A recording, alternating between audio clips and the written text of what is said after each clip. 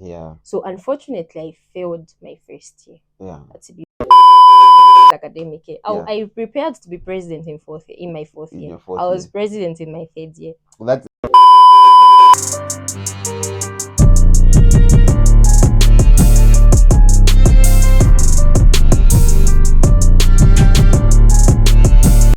Ladies and gentlemen, monks and momas of the mighty Copperbelt University, I'm your host, Mwasa Busonda, Big Was, 5th year aeronautical engineering, and welcome to another exciting episode of the Change Your Perspective podcast.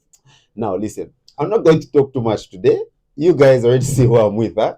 I'm with someone who rewrote history herself. You know what I mean? Someone who broke the orders of society here in CBU. I am with the first. Do you want to say it for yourself? Yeah, I can say it for Yeah, myself. yeah. Please go ahead, introduce yourself.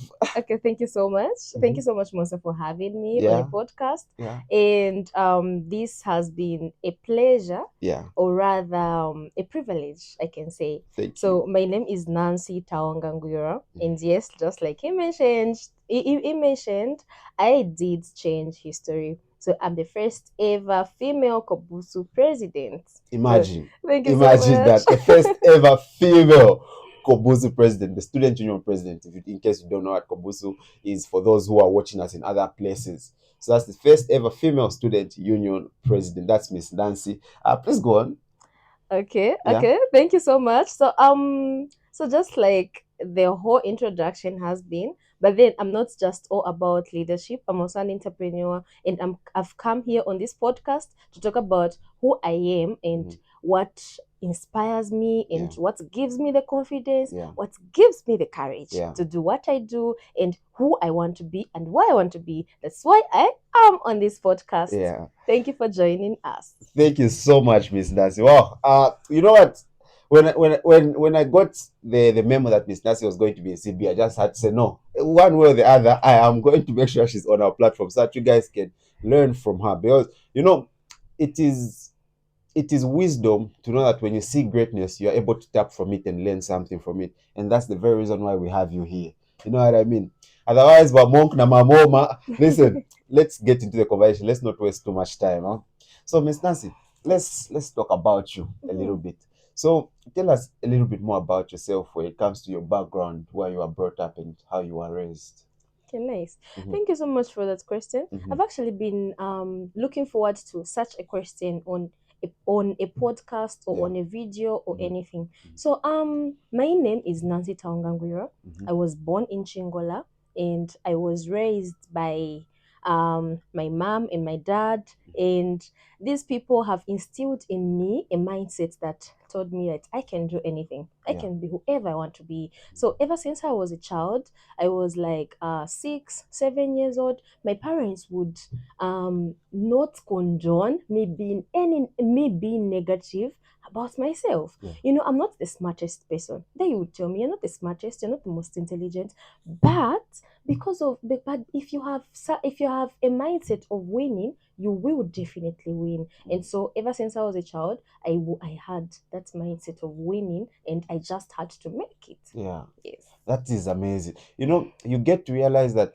the values and the lessons that parents teach their kids, Mhm. that's what the kids grow with. Because the Bible says, train up a child in the way that he should go, so that when he's older, he shall not He shall depart not from them. depart from it. Yeah, that is Exactly. amazing. Because I think that's a lesson that many young parents I know, many people watching this are probably youths and probably, will get into this thing called parenting. So even as you are parents, guys, make sure you instill into your children the values that are very positive and not negative. True. So you said you were born in Chingola. Yes, I Yeah. was. For how long did you live in Chingola? Have you always been in Chingola or you had to move sometime? So I had to move when I was 9 years old. I had to move to Luansha. Yeah. So my parents, the job that he was doing finished Yeah. in Chingola, so we had to shift to Luansha. Mhm. So when we went to Luansha, and we were not living the life that we used to live in Chingola. Yeah. So here now, it was we went to a very rural area. You know what they say in Bemba? They say a Komboni area. So we moved to a Komboni area where the people's mindsets there were all destroyed. whereby my parents would tell me you are not like the other kids, and I would believe that I wasn't like the other kids. Yeah. So I had to work extra hard for whatever I had. I had to work extra hard in my school, extra hard in my studies, Yeah. because I knew that I was born for greatness. Wow. Wow, that's amazing, and it's very, I like that you've been very open with us. You said that you had to move to an area, a common area, um growing up in such a setting, growing up in such an environment, what are some of those things that you saw that actually, what word can I use, that actually distracted or destroyed people in a way that you avoided? I want just to just talk about that, some of the things that you witnessed yourself. Okay, so in a company area, you would witness that people had limited mindsets where they would not want to go any further. It's like when you put people in, let's say you put people in this box. Yeah. So when you put people in this box, they don't want to leave the box. They just want to remain trapped. Yeah. So that's how people in the company areas think. So people in the company areas have such a mentality that they just have to remain in that same area, and there is no development and all that. But the other thing that I learned from kids who were born in that area is that kids imitate what they see from grown-ups. So the kids would imitate what they would see from their parents. Yeah. And that was how the entire setting was. In company areas, that's where junkies are. True. That's where a lot of girls are uneducated. That's why a lot of girls get premature pregnancies and all that. That is in the common area. So it's all about the mindset that is in that area. True.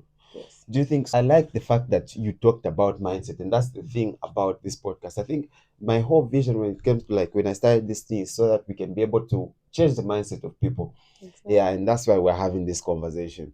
So let's talk about some of the schools that you attended, like, throughout your life when you came from, like, from the time you started school. Okay, nice. Thank you so much for that question. So I remember I said when I was in Chingola, my parents' job was done. Yeah. So I was at a private school by then. Yeah. 9 years old. I was in grade 3. So we moved to Luansha, where now we had to go to a basic school. Yeah. So I don't know what happened, but I don't know if it's luck or something, but I've got this thing in me where people like me. Yeah. So there You're a was a very certain likable woman. person. Oh, thank you so much. Yeah, very So there was a likable person. certain woman who took me out of everyone, out of all my siblings, and said, "I'm taking her to private school." Wow. So I was at a government school, learned for 1 week, and went to a private school until grade 9, somewhere there. And my parents, my dad, believes so much in education. So he told me when I was very little to say, "Taonga, I will invest in your education. I will invest in you because you, my children, are my investments." We are 4, by the way. We are 4 in the family, and I'm the firstborn. Firstborn. Yes. Yeah, that's So good. I was taken to private schools. So that was I was at Suzika Private School. Okay. So at Suzika Private School, I had to start adapting. So I wasn't the best student, but I would study as hard because my dad would be like, "You are the best." So since I'm the best, I just had to study like the best. Yeah, until grade 7, I was like the highest in my entire school. And wow. Surprisingly, thank you so much. Surprisingly, I was the highest in the entire neighborhood because it was a company area, like I mentioned. Yeah. So later on, influence is a mindset. So I was taught that you have influenced so many children in our neighborhood that even imagine when I was as little as in grade 7, when I was like 11 years old, people's parents would come and tell me that, "Please play with my child. Please play with my child." Please play with my That's child. fun. And then there are those people who parents used to say, "Don't play with that one." Exactly. Exactly. And my mom would be like, "No, you can't play with them, and all that, and all that, and all that." Yeah, so after grade 9, so after grade 9, I was still at a private school. I went to Luansha Central Secondary School. So Luansha Central Secondary School, it was high school. Now I'm grown. I was like 14 years, 15 years, somewhere there. And unfortunately, I was still in Sunday school. Yeah. So there now, I talk about my high school. Please, Yeah. let's go.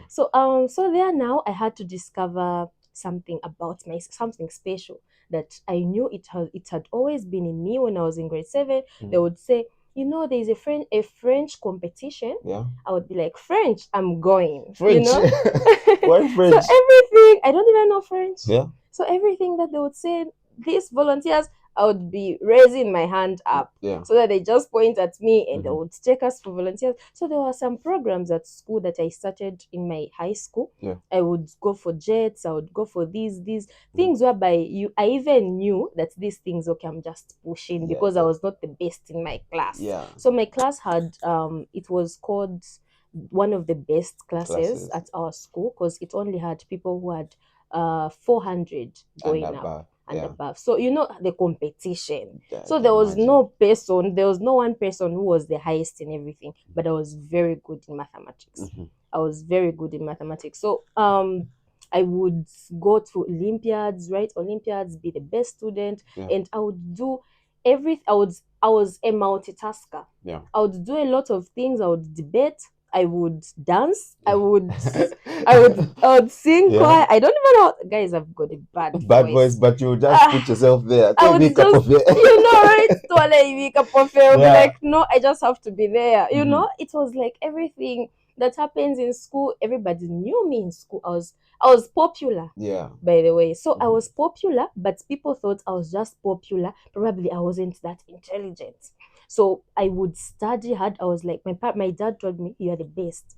I was never the best until we wrote our grade 12 exams. And I was the best the entire school. Wow. The entire district. Wow. In Luansha. Wow. That is so amazing. You've spoken so highly about your parents and your dad, about how they've spoken like value and positivity into you. I like that. I love that so much. So, you had done these things in your high school, you had been pushing. So after high school, did you immediately come to CBU, or you had to wait a gap year, do a few things here and there? How was the situation then? Okay, so after high school, I had to go into a gap year. So my gap year was good. I started so since I'm a likable person, I love visiting places. So I visited a few relatives who really wanted me. Yeah. So I visited them, and then afterwards I got a small job. Yeah, so I did a job for like 4 months, and then now started applying for school and came here. Yeah. Did you apply anywhere else other than CBU, or you just knew that there for CBU? Okay, I always wanted to come to CBU, but because I remember I said we were in a Komboni area. Yeah. So after some years, we had to move to a nicer place. Yeah. Even though it wasn't really Komboni, but there was, how influence is. So there were some girls who came to CBU, and I was influenced by that. By them, I was like, I really just have to go to CBU, but I did also apply to UNZA. Yes. Me play for UNZA. No, UNZA actually I was given a 75% bursary. Yeah. But UNZA was given 100%, but that was, UNZA takes long. True. I already came to CBU. True. Oh yeah, because CBU starts like in November, UNZA February. Exactly. I get it. No, that's amazing. So when you came to CBU, what was your mindset like? What did you want to study? So when I came to CBU, firstly, I didn't apply for myself. So I didn't know what I wanted to study. Yeah. So I came to NS. True. That's the situation for many people actually. Exactly. Yeah, it's the situation for I didn't even know programs at CBU. I was so dumb in knowing programs. Yeah. Like I didn't know business programs. I didn't know what I wanted actually. I can imagine. It's that item where I know that there's a path set for you after school. You're going to university. Exactly. That you don't really pay attention. It was just when we entered NS, it was Dr. Fresher. Yeah. Definitely it was doc. Yeah. After started learning some programs, I was like, okay, maybe engineering. After started learning, okay, maybe civil engineering. Just like that. Until you were just like, okay, now mathematics. Yeah. Because you mentioned you were good in math in high school. Yes, I was very good in math. So I think mathematics was a good thing. Yeah. So for your journey in mathematics, what allowed for you to get to the point at which you graduated? Let's talk about some of the studying methods and techniques you used. Yeah, how did you study? Okay, nice question. Because people fear mathematics. Actually, it's one of the hardest programs. Yeah, I think that's why I always say it's always in the mindset. You can do anything, but it's always in the mindset. Yeah. So let me just be frank. Yeah. When I came to CBU, it was I've always been in a bubble whereby I've always stayed with my parents. I've Yeah. always been controlled. Yeah. I know what's time to get home. Mhm. Then now I came to CBU. Yeah. Then now got all this freedom. It was freedom after freedom. Yeah. So unfortunately, I failed my first year Yeah. at CBU. So I went on part-time. So when I went on part-time, that was with 3 courses. Mhm. My dad was like, no, maybe. Anyway, my dad believes so much in me and he wants to hear from me. If I say I can, my Yeah. dad believes I can Yeah. because I have that mindset. So I told him to say, yes, I failed, but I want to do mathematics. Mhm. So let me do after this, let me do mathematics because dad wanted me to do medicine. But no, you just have to be a doctor. So it was like, oh no, we are changing your schools, maybe we will go and do nursing, then after that you'll be a doctor. I was like, that's a very wrong, you can't align my life like that. True. Yeah. And in first year, let me just be honest, we were playful with my friends. Yeah, because I met friends of mine, fellow girls, and anyway, my friends proceeded. Yeah, I was the only one who went on part-time. Yeah, I can imagine. How did that feel? Because I know for a fact many students watching this will relate with your situation. First year is that time where you come and then you've got friends, you've got freedom, and happy. How did you manage to get through that part-time year? Because me, I've never been on part-time, but I've carried courses. Okay. I know how it feels when you got to carry courses, Yeah. Those courses, even it's like you have to put in more effort than you did before. So how did you manage to go through that part-time year?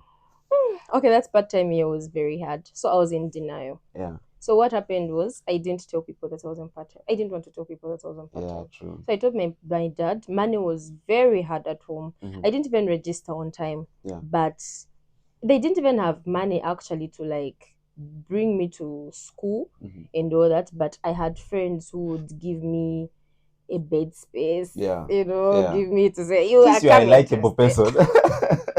Yeah. Yeah, so I had friends, friends pushed me. So I only told a few people because I have that kind of I'm that kind of a person who hates sympathy.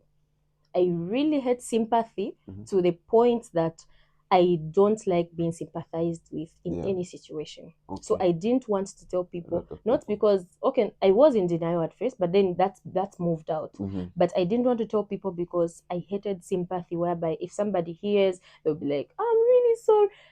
I don't know how I feel about that. Yeah. To some people it's good, but for me, I really hate being sympathized with. I think that comes from a place of like you're a driven person. You've got drive, you know what I mean? Exactly. Yeah, so I understand you. When you say that. Yeah, so we're still talking about how you got through that year. What are some of the things that helped you get through that year? Okay, so that year I realized that I needed to come back stronger. Yeah. So I changed my studying methods. I knew to say, okay, I know I like playing. Yeah. And I know I like my friends. I like going out with my friends. So let me adopt to studying other methods that would work for me. Yeah. And that's what I started doing. So I started adopting methods. What would work for me? What should work for me? How should I focus on my studies? And I started businesses in that year as well. Okay. I started businesses as early as the year I went on part-time. So I would do business while I would study so hard. So unfortunately that year we had the COVID-19 situation. That was 2019. Yes, that's so when COVID-19 started. So COVID-19 situation, so I had to go back home. And when we went back home, I needed to pay money for my school fees. Yeah. So I started businesses at home, individual businesses, and they would excel so much that you managed to pay. I managed to pay everything. Wow. Yeah, I managed to pay my school fees. That was like, I think that was, I paid 6,000. So I remained with 6 because it was 12,000 something. Yeah. So I remained with 6,000. I was very young. I was like 19 years old. And I would pay. Making that money when you're that young, especially in our Zambian setting, that's something that should be clapped for. It's not easy. It's not easy because, I understand you. I get you. So that's how you managed to get through that year? That's how I managed to get through that year. So you cleared those courses? I did, and then very well. And then you applied for math. And then you... Okay. Actually, I applied for math even before I went on part time. Yeah. I knew I wanted to To do do math. math. Okay. Yeah. Okay. No, that's amazing. Yeah. So you are now in CBU. Yes. And in CBU, you are very popular. You are very known in Mhm. CBU. You know what I mean? Huh? Yeah. Now Yeah. let's talk about some of the things that led into your leadership journey. Into my leadership Yeah. journey. Is it that you just boom, all of a sudden you became Kobu's president, or before No. that you did some other like class rep or something? What did you do aside from? Actually, Yeah. before that, I never did anything like class rep or Mm, something. yeah. So I knew I wanted to be president the moment I was in first year. Wow. As early So as first as year. early as first year. Okay. So as early as first year, I would admire some works. The president by then was Lawrence Kasonde. Lawrence Kasson, the Yes, legendary. the legendary Lawrence Kasonde. So I Yeah. would admire works, Mhm. and I don't know if I should say this. Maybe okay. I was dating some guy. Mhm. So this guy I was dating, he was a second year math student. Yeah. I was in first year. Mhm. So he would tell me about what Kobusu means Yeah. and what it would and what it was. Yeah. So he himself said, I want to contest as Kobusu president in third year. Mhm. But I knew that this person probably is not even that serious. Yeah. So because he said that, I started now researching more about what Kobusu was. Yeah. Until I just I started my groundworks even before I declared that I'm Interest. contesting as Kobusu president. Yeah. Mm, That's amazing. So you are Kobu's president for the year 2022. yes. Yes. So what happened that year? If I remember very well, you had contested alongside, is it Feligo? Yes, Feligo. Alongside Feligo, but Mhm. the first election, you didn't go through. No, I He had won didn't. the election, but He then there was had. some mishap somewhere, Yes. and then there were by-elections and you won. Yes. What allowed for you to say, okay, you lost, but after the by-elections, you decided to come back? Why didn't you just feel like, maybe this thing is not for me? Okay, so like I said, I hate sympathy. Yeah. So since I hate sympathy, I'm a purpose-driven person. So after I lost the elections, Mhm. I had to look at what should make me win the next elections. Yeah. So I started studying as hard as I can. Yeah. I studied. Mhm. So before I knew that Feligo would be impeached, Mhm. I would study and still campaign on the groundworks. Yeah. And So even after losing the election, you are still out there doing some few things for the school here and there. exactly, I Wow. was there representing students Yeah. because I was like, I love this. Mhm. Let me continue doing this. I'll be president Mhm. next academic year. Yeah. I prepared to be president in my fourth In year. your fourth I was year. president in my third year. That's and when it comes to that issue, I remember people Eh, talked. No, third can't do this. exactly. No, As a girl can't be. yeah, yeah. I think let's talk a little bit about how did you Mhm, manage to get yourself to a place where you believe that you can do it, especially mhm. when it has never been done by no female in CBU. Actually, do you know what the other thing that helped me? Mm-hmm. None of the people that supported me told me that you are the first female. Yeah. So for me, how last week I was reading a book Mm-hmm. about thinking fast and slow. Yeah. So if maybe if I was told that you're the first, I would have been fear would have come. True. But because I wasn't told that I was the first, Yeah. I thought this is normal. I get you. When you speak of that point, it reminds me of something that happened. So me and my friend Chipamba, we were in second year. Second year. So we had written EE in Bank 2. We had written EE test 2, and I got 0. Okay. Yeah, I got 0%. 0%. 0%. But then I didn't see my paper. I didn't collect my paper. So he went to collect another paper and he found my paper written 0%. 0. Okay. So this guy was like, should I tell this guy? This one. If I tell this guy, maybe he might be Yes, disappointed. yeah, exactly. So he just put the paper at the bottom of the list and he never told me. Exactly. I came to find out about this last year in my fourth year, and that was second year. And you would have been so demolished. That's the thing. You couldn't even have cleared. I cleared the course with 0 test 2. Wow. Test 1 I got like 60. Test 2 0. Wow. I'm glad for my friend because I can imagine if he told me. Yeah, that's why sometimes you say what you don't know won't kill you. Exactly. Yeah. I last week I was reading a certain book about most of the times we are like affected by people's mindsets. We are in a society which diminishes women. We're in a society which diminishes people going forward. Yeah. So since we are in that society, we think that is normal.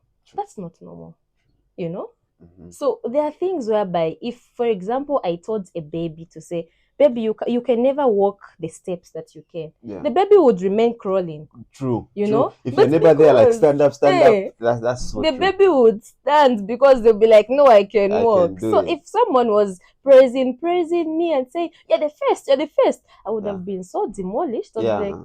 why should I even be the first? Mm-hmm. You know? Yeah. I was really I'm surprised happy when that I the was people who are announced. around you didn't actually get into that too much. Mm-hmm. Yeah, no, that's amazing. So, in that scenario, Mm-hmm. what your slogan was Moma Patop. Exactly. Yeah, I remember that Moma Patop. Yeah, it was amazing to watch actually. Mm-hmm. Yeah, I remember that period of time.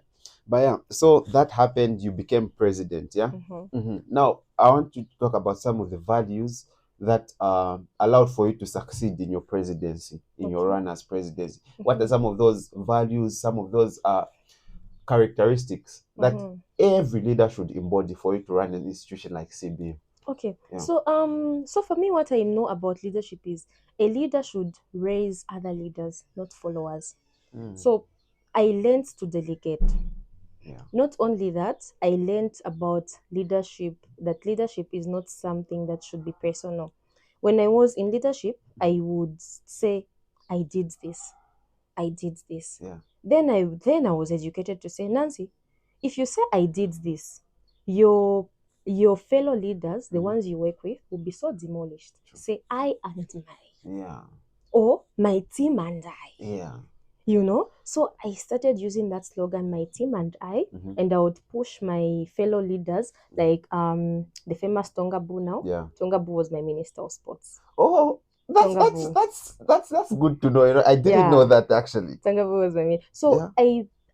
I liked the environment where after I became president, Mhm. everybody else after me Mhm. became so successful Yeah. because most of them would come to say, Nancy, because of your mindset, I would do this. I remember Tonga Boo would say, Nancy, because of who you are, I just have to start this business. Wow. Because if you can do this, Mhm. how can I not do this? True. And I was like, you need to. True. So most of the people that I was leading and most of the people that I was leading with Mhm. are actually doing amazing. And I was so happy after I became president, Yeah. such that my former ministers Mhm. contested. Wow. Like Castro Yeah. was president. Chela was my minister. Okay. A lot of other ministers who were under me, a lot of other people who were also under me, not really other people, a lot of other people that I would inspire. Mhm. I would have personal assistants. Yeah. All those would be like, Nancy, I want to be great. Yeah. And I would push them to be great. Yeah. There are certain leaders where, so long as the person is a leader, they want to be greater than everybody. Else. Why can't you lift all of you? You become great. I like that. Yeah. I like that. I really hope a lot of men would adapt that, because most of the times you would find that in a leadership, if somebody's in a leadership position, Mhm. they don't want other people's names to be heard. They It's just just them. them. Yeah. You are not the. It's so I would we in during my works as Kobusu president, Yeah. we did a lot of things Mhm. that I didn't want my name to be attached to, and people be like, Nancy, why are you not doing this? I'm like, no, I'm not doing that because I trust my minister. Let's say Chela started this campaign, the Clean Sibiu campaign. Yeah. I would leave it to him. He would organize everything. Yeah. I would just be invited. Wow. I organized one of the successful entertainments in Sibiu, Yeah. and most of them I wouldn't even touch. I Yeah. would be like, no, if I don't trust my people to do things, then what kind of a leader am I? Why did I choose those leaders? During my time, we would donate. We started a thing called CBU gives out to orphanages. Yeah. And we went to orphanages. Mhm. I didn't organize it. My minister of gender and ethics, Robert, organized it. Yeah. I would just be invited, and I told him to say, your name should be attached to this. My vice president Mhm. is now contesting as mayor in Chidlavombe. Wow. Yes. Wow. So that is amazing. I don't know if you remember the guy, because he was very shy, Mhm. but I told him to say, I believe in you. You need to do this. Yeah. And whenever he calls me, he'll be like, Presdo, awe. So when people say Presdo Mwalibomba, Yeah. I'm like, why are people praising me? Why are people praising me? Yeah. I want everybody else to be praised. Yeah. That's just me. That's so good. That is so good. I like the fact that you talked about how leaders should not gain followers but fellow leaders. It's about Exactly. building up leaders and not Mhm. followers. So I love that for you. Wow, that's amazing. I've learned a lot just this conversation we've had here. So now moving on, Mhm. I am also very much aware that you are the founder of Youth Actioneers. Yes. Yeah. So let's talk about that. What Mhm. is Youth Actioneers? So Climate Youth Actioneers Yeah. is a foundation that I founded based on climate change. Okay. So after my leadership, I became a climate change advocate. I was like, no, let me advocate for more things in my society. Let me advocate for all these things, clean energy and all that. So I'm always an innovative and a creative thinker. So I said, let me innovate something great and create a certain foundation that will be based on climate change.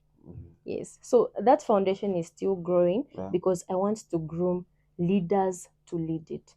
Because when you groom leaders to lead something, it becomes massive and successful. True. Imagine that event that we organized, the Entrepreneurship Summit. Yeah. If I said I'm the one behind, I'm the only one organizing. Yeah. My fellow team leaders would be like, Nancy, you're the only one, then organize it.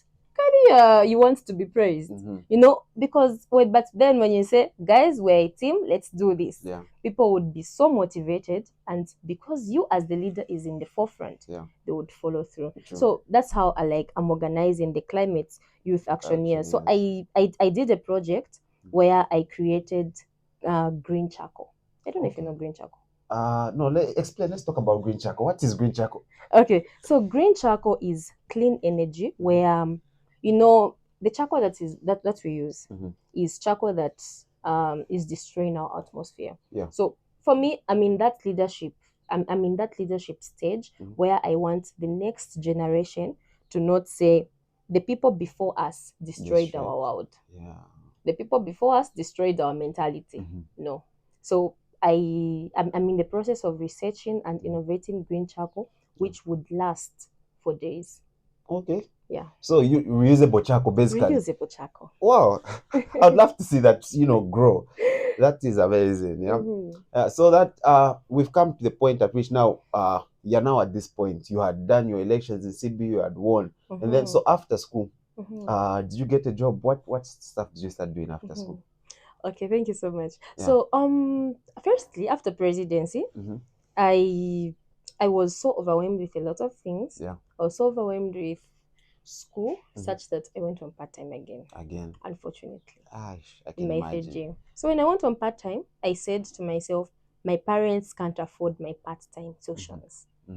I need to start a business that will regenerate revenue so that I can pay for my fees. So that was like 31,000. That's I went on part-time with 5 courses.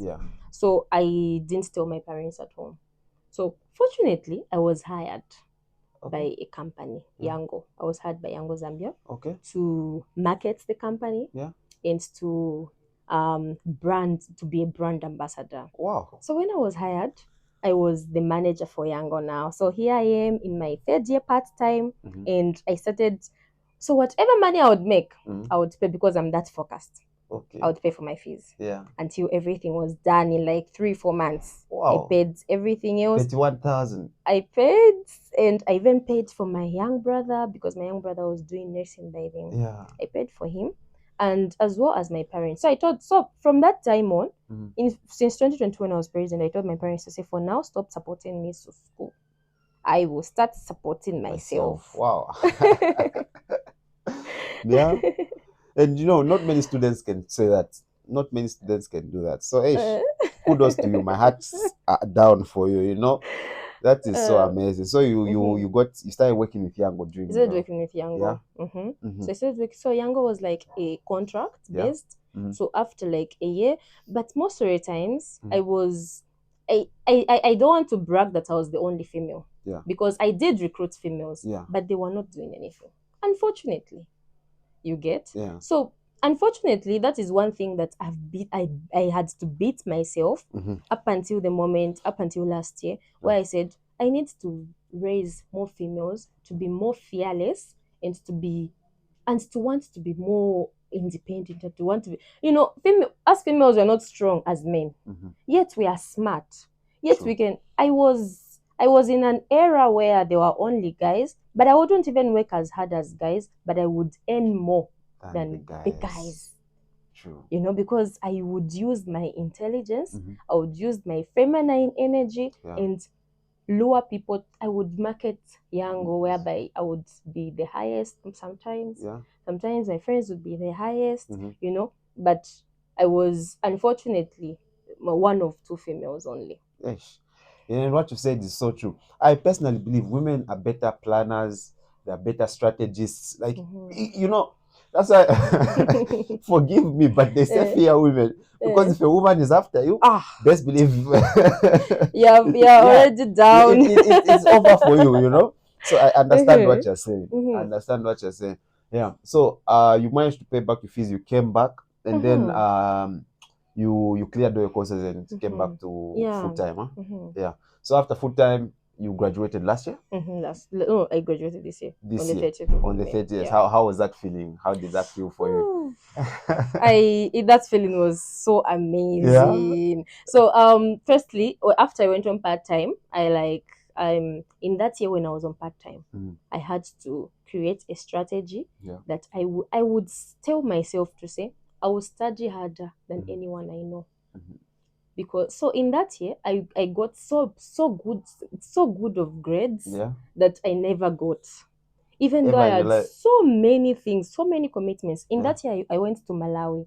We donated some things in Malawi with a tourage and all that. So in that year I did more things than I had ever done. I was working for Yango. I was running my own businesses in school. I was planning to go to tourage in Malawi.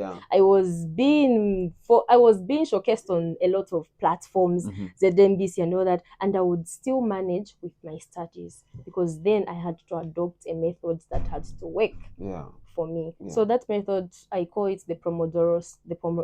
I don't know. Pomodoro. You know it? I think I've heard of it. I don't know about it, but I think I've just seen that name somewhere. You have seen it. Yeah. So the Pomodoro strategy is such a strategy that you get to focus in 25 minutes, you rest in 5 or 10. You focus in 25, you rest in 5 or 10. Yeah. So that worked so much for me, and it's still working for me even after I graduated. It still works for me, such that I would plan my time to say, okay, let me focus on reading this. Reading is not that reading is just something that I've adopted. If I wanted, I would be doing the bad habits that I would say, watching TV the whole day. Because that's more fun. Why are you reading? People and exercising. I gained some weight, and by the way, I just lost 20 kg. High five. High five. Yeah, I don't know if maybe you used to see me in campus. I gained so much weight, I would even fail to walk. It was so bad. Wow, I'm proud of you. I must say congratulations. It's not easy. Thank you so much. Thank you so much. And it's not because I'm strong. I'm not. It's because I adopted and learned how habits work. If a habit is done consistently, it will be in you. Become a lifestyle. It will become a lifestyle. It will be something like your brain won't recognize that you're doing this. Your brain won't recognize you're putting in weight. It's just like breathing. It's just like breathing. Your brain will no longer recognize that this is work for us. It will think this is something easy. So you would give me a skipping rope right now, I would do 200 jumps over and over, and you'll be surprised to be like, wow.